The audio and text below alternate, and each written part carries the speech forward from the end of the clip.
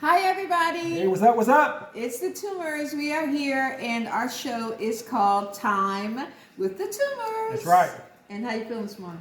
I'm doing beautiful, as you are beautiful. Oh, sooky now. I still blush, y'all, after all these years. I love it. The reason why I said all these years is because we have been together and married for 38 years. And we're just so proud of that. We are. We're proud of that. People ask us all the time, how do you do it? What's the sauce?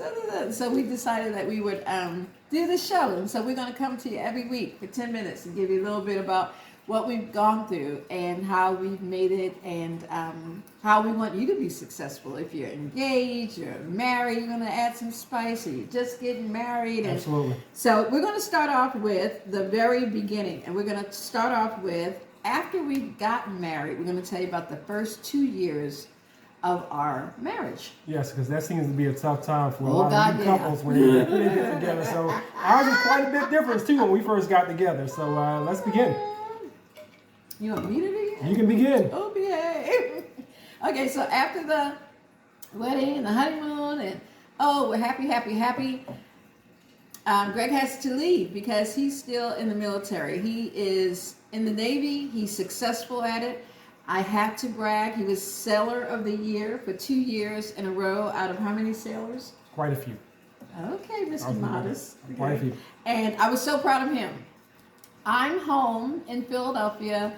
I'm a school teacher. I had just graduated from college. And I'm very involved in the theater. I have that's what my background's in and everything. But the difficult part was there was no cell phones.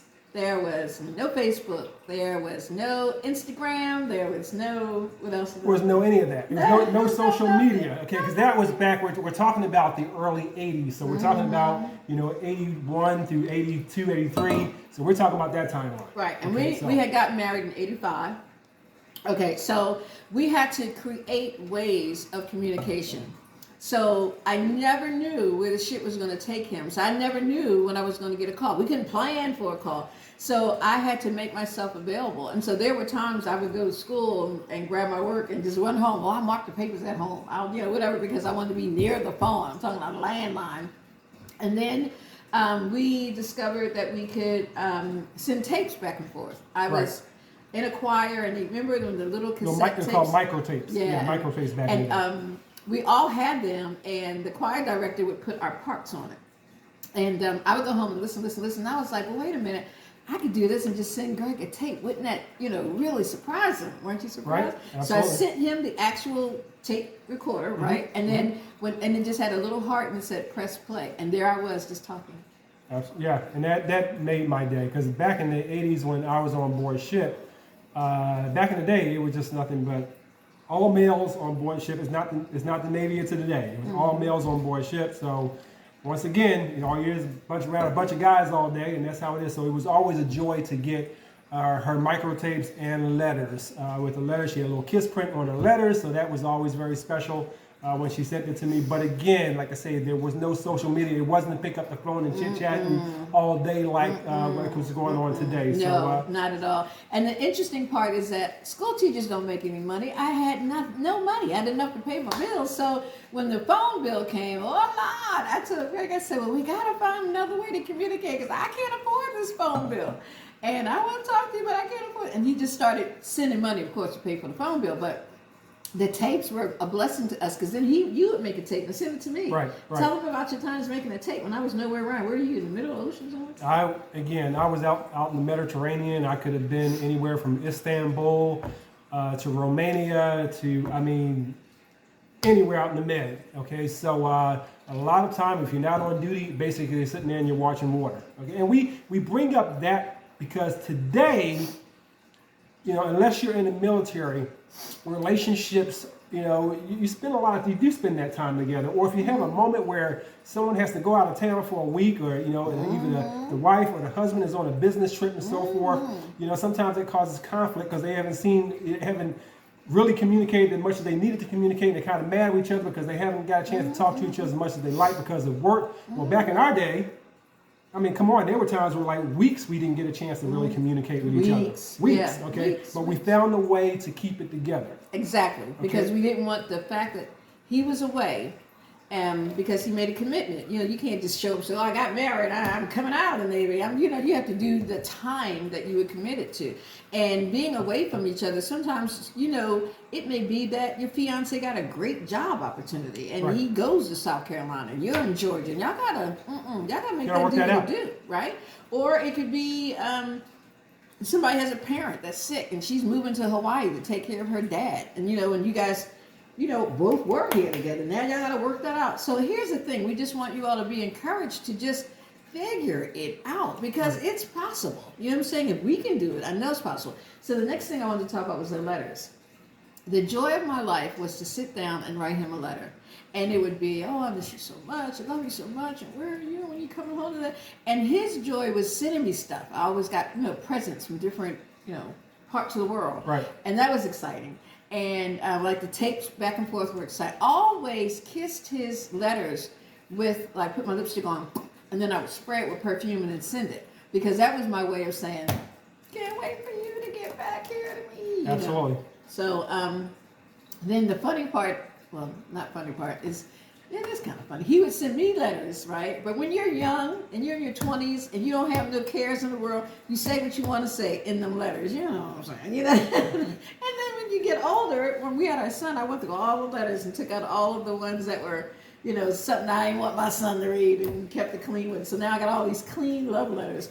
But that was a fun time, but at the same time, it was heart-wrenching, because it's like, I'm all by myself, and I got to do this all on my own. I got to go find another apartment for us. I got to go buy a car for us. That was a lot, you know, to do. I got to still work my job. You know, I'm still working on my master's.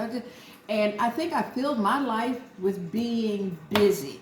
So that's one of the key things. If you are busy, you have boom, boom, boom, boom, boom, boom, boom going on, you don't have no time for no foolishness. Right? You don't have no time for somebody saying, "Hey, how you doing?" Blah, blah, blah. You know, you don't have time for that, because you're focused, right?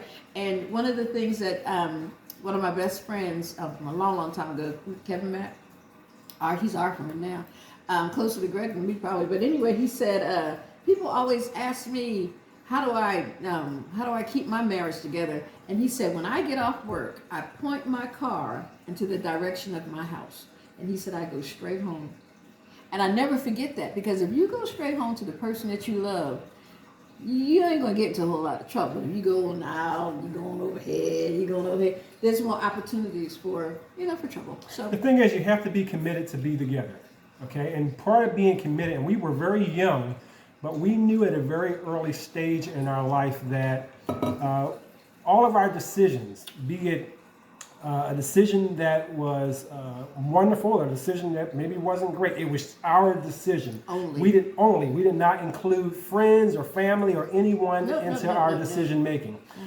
We kept it together, and we held it together. Okay, and that was a commitment that we had to each other. Exactly. You know, and of course it stands that way today. Very much so. You know, so just remember, like I say, when those first couple of years, it was very, very rough on us, because again, we were at a distance, but obviously, as they say, the distance makes the heart feel fonder, and it really tests your merit of your relationship when you're that far away. Exactly. All right. Because friends would try to come in between. All types of situations will come in between you, but it does. We stood the test of time, and we know that you guys can stand the test of time. You can. But you have to have a commitment and the love and integrity within your relationship. Okay, and as long as you can do that, you know you're cooking. You got it down. So that's very important. Yeah. One other thing, real quick, before we close up. T.D. Jakes is one of the bishops that I follow. I love what he offers to the world. And he had an expression that said, "There's nothing more powerful than a made-up, changed mind." And that just means that you made it up in your mind that you're going to be together, right? You changed your mind that nothing's going to come in between you. And then you move on that. And when you move on that, that's what we did. We didn't know what we were doing. All we wanted to do was just stay together. You know, exactly. Storms of life. You know, That's hold on. You know, hold on, because you don't want to be with anybody else when you go through. And I think that just sets the foundation for a really, really, really strong marriage that can stand the test of time. Yeah, and we understood our roles. We understood our roles as youngsters. we understood our roles as what a man's responsibility is and what a woman's responsibility is, and we held to those responsibilities. Okay, and again, I'm gonna say it over and over again: nothing, no one get in between our relationship. Okay, because again, they were being far apart, and financially, any way you want to look at it, we struggled.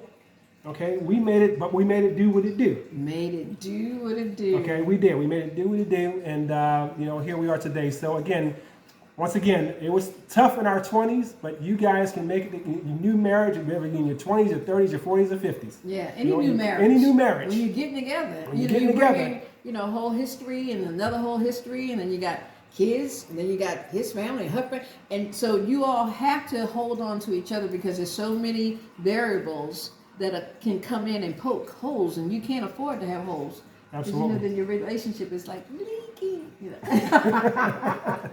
you don't. It's leaking. Yeah, you don't want leaking. So again, that's our segment today for Toomer Time and our time with the Toomers.